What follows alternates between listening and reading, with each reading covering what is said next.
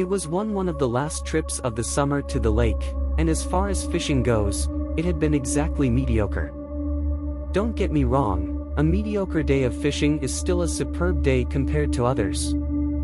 I think I can finally admit to myself that it's not because of the specific act of fishing that I enjoyed it, it was the experience, sitting on a small, slowly rocking boat, baking in the warm sun, the flip of the water bouncing backwards as it hits the boat's sides, sandwiches with too much mayo wrapped in tinfoil that I ate on the water for lunch. And most importantly, not another person in sight, well, for the most part, anyway. The latter is the reason I bought my fishing cabin near a lake that hadn't been known to be lucrative, at least as far as fishing goes, for decades. The fish population had taken a dive, pun unintended, sometime in the 90s, as the gentleman who sold me the cabin had told me, and all you could expect to catch anymore were small, bony fish, that weren't even really worth the effort of scaling and gutting and all that. This meant that I was basically the only fisherman of the lake, save for the occasional kids coming out to the shoreline with those cheap plastic fishing rods and some worms they'd dug up for bait. The water was too murky and the bottom too muddy and the shores too rocky for swimmers, all of which I didn't mind at all. On this mediocre yet superb day, the sun felt cool. It's a phenomenon that has always bugged me, the sun feeling unbearably hot on some days, and cool on others, and I didn't enjoy the unpredictability of that. Either way, there had been enough cool sun in the past couple of weeks for it to become a clear sign of the end of summer. This felt bittersweet, and I couldn't help but think of the impending doom of autumn, and by proxy, not fishing, as I tried my best to enjoy these last few, fleeting warm days. I'd been sitting in the boat undisturbed for a couple of hours at least, when suddenly, my rod tugged. That familiar jolt of an awaiting prize boosted my mood, like when a plushie held by the thin metal fingers of a claw machine is hovering just at the edge of the hole. I gripped the rod with both hands, and began to pull the bugger upwards. It fought back hard, and I was glad I owned such an expensive rod, for a cheaper one might have simply slid out of my hands, gulped by the muddy lake. I gripped the handle tightly, and positioned my legs to stand against the side of the boat, giving me more leverage to pull from my seated position. I wondered if I'd hooked some rusty old bike at the bottom of the lake, for I'd never seen anything big enough in the lake that could put up such a fight. In any case, it was pulling at the end of the line, and I was determined not to lose my rod to the murky, muddy bottom, and so the fight had begun. In between rounds, I pulled the line, and locked it back into place just before my foe began to pull again. I was making good progress. Once I saw my opponent, though, I thought for sure that this was a bad fight. I was going to lose, and come out with a broken nose and a black eye. But that's the thing with fishing, you can't run, even if you wanted to, unless you're literally Jesus, I suppose. It was definitely a fish, but it was bigger than anything I'd ever seen in that lake, hell, in any goddamn lake besides the fake ones at SeaWorld. Its rough scales were the size of the palm of my hand, and instead of glistening in the faint sunlight, they seemed to devour it, and the fish looked darker than the water surrounding it.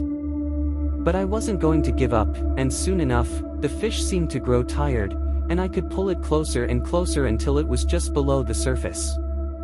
Somehow I maneuvered it onto my boat without rocking it over, and I had to sit down afterwards to breathe, like I was a boxer at the end of the 12th round.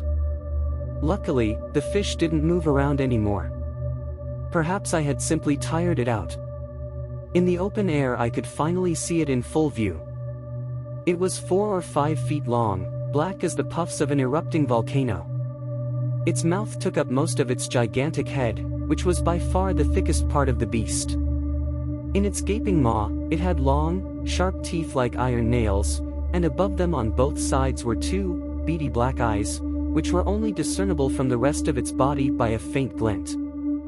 From the moment I had the fish in the boat, I wanted to throw it back into the lake. It looked unnatural, like the only place I should be seeing it is in some documentary about deep-sea creatures with weird, devilishly extraterrestrial features. The feeling that the fish was from somewhere else, like it was formed and bred and birthed to live in a faraway, inhuman habitat, kept nagging at me. But my resources were quenched by the fight, and I was simply too tired to throw it overboard without falling down with it, which was an even more unappetizing thought. To be there, in the deep dark, together with that, seemed like a nightmare not worth visiting. The logical conclusion was to haul it to shore and see what I should do with it then, so I revved up the motor and headed back towards the cabin. Once I was back on dry land, I could maneuver the beast onto the rocky shore. It hadn't made a single movement since it had surfaced, so I assumed that it had simply died from the lack of oxygen. Good for me. But then, it started to make sounds. I got spooked at first, dreading that the thing had come back to life and was going to bite my leg off, but I quickly realized the sounds weren't coming from its mouth. They were coming from inside it. I perked out my ear, and I could hear a muffled screeching inside its plump midriff. Now, this was a problem, one which had no easy answers. Should I leave it be, and hope the sound cease, or should I cut it open, and hope that a swarm of baby monster fish don't jump at me and devour me like piranhas? The lizard part of my brain said leave it be, but the little boy inside me screamed look what's inside.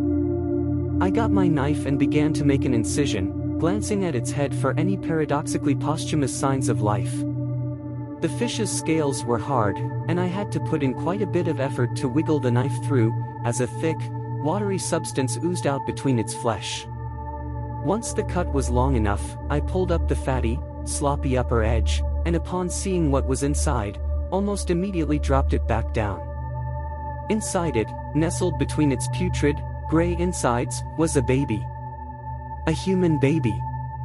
1,000 thoughts flashed like lightning in my mind, and all but one were left without an answer, that answer being, there was a human baby there, and human babies need to be protected and cared for.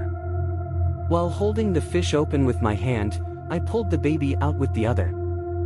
It was covered in thick slime, and the exact moment its head popped out, it began to scream. I'd never held a baby before. I don't have siblings, and even as my friends had begun to start their families, I'd kept a safe distance between me and their crotch fruit. And I had my reasons. For one, babies are goddamn terrifying. 2, I didn't want to drop one. And 3, I had never learned how to hold one, which sort of goes back to reason number 2. The only thing I knew about babies was that their heads need to be supported, so I lifted the screaming, sticky baby against my chest and held its head with my hand, like I'd seen new parents do. It was actually much easier to hold the baby than I thought, but then the question became, what do I do with it? Before I could search for an answer, I felt that something was wrong. The baby's screaming had begun to cease, and instead it started gasping for breath, like it had something stuck to its throat. I tried gently patting it on the back, like I'd seen moms do when their babies are coughing or puking or burping or whatever, but that didn't seem to help. I lifted the baby up to face me, to perhaps see what was bothering it. It held out its hands towards something, its crusty eyes looking in that same direction, almost begging. I looked at what the baby was air-grabbing at, and it was the plastic, blue 55-gallon barrel I put freshly caught fish in to keep them alive while I decided what to do with them, which was, unless I'd forgotten to buy dinner, almost always to release them back into the lake. The baby was turning blue, and panic began to pump my heart with big, loud beats. Its hands were grasping for the barrel, so I moved closer to it, and this seemed to only make the baby more desperate, its little arms are now flailing, like it wanted to grab the barrel. Maybe it wanted to be in the water, like it had been inside the fish? I couldn't come up with anything better/smarter to try, and with the escalating panic tightening my chest and the now bluish, gasping baby in my arms, I slowly began to lower it into the barrel feet first. Once it was neck deep, it was still gasping for breath. Its arms and legs flailed rapidly, sending droplets of water into my eyes, like a cat being given an unwelcome bath. I thought about the fish it had been inside of. The baby was dying, that was obvious, so it was worth a shot to try, and so I dunked its head below the water, holding it just below the surface, ready to pull it out if this ridiculous plan didn't work. Miraculously, the baby began to calm down. I got scared that I'd now accidentally drowned a baby, so I pulled it back up, But once it was out of the water, the gasping and screaming continued. So I lowered it back down again, and it seemed content. Its bluish skin soon began to clear up. I held it there for a while, but at some point my arms became tired, so I decided to release the baby into the barrel to roam the water freely. It kept close to the surface, almost floating, so I decided that this was the best I could do for now. It was getting late, and there was no reception at the lake, so I decided to wait until the next day to drive out through the woods until I got reception and could call a hospital to ask for instructions. I didn't want to leave the baby unsupervised for the night, anyway. I grabbed a chair from my cabin and placed it next to the barrel, and prepared myself for a long night. At some point I must have drifted off, and once I awoke, at some ungodly hour, with my eyelids dreadfully heavy, I jumped up and checked the barrel. What I saw sent shivers down my spine. I had completely forgotten the couple of small fish I'd caught and placed into the barrel earlier that day. They must have kept close to the bottom as I was dealing with the baby, or maybe in my panic I had just ignored them. But now, their spindly, well-chewed skeletal bones were floating atop the water, the gray flesh gnawed clean off. Between them, I saw the baby just below the surface, suckling on the disembodied head of one of the fish, happy as can be, like it was a pacifier. I reeled back to my chair in tired, dead-of-the-night terror, and tried to review my options.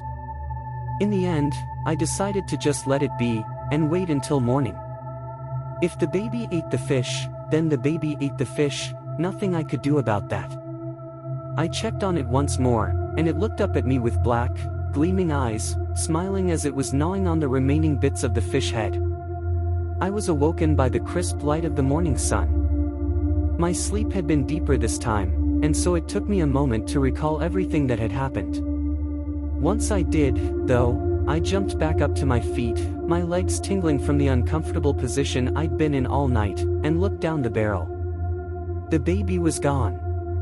There was a part of me that was relieved, but that atavistic, evolutionary sense to protect babies wouldn't let go, so I searched around the barrel, trying to find it. It couldn't have gone far, I mean, it was a baby, after all. And why had it come out of the barrel? It obviously hated the air, and where else could it go? And then I realized exactly where it might go, and I turned my gaze to the shoreline. There, crawling over algae-covered rocks, was the baby. Right as I began to sprint towards it, the baby plunged into the water below. Once I reached the shore, I fumbled over the rocks and jumped into the knee-high water. Scrambling with my arms halfway deep in the water, I searched for the baby, and soon it became apparent that I wasn't going to find it. The baby was gone, and all that was left was the putrid, rotten corpse of its mother vessel fish that had dwindled to half its size by then as it dried out in the alien atmosphere. I grabbed the black, scaly fish corpse and threw it into the water, hoping that the lake would reclaim it. I wanted it gone, simple as that. Once I came back to the cabin, a peculiar thought popped into my head. Where was the father of the baby?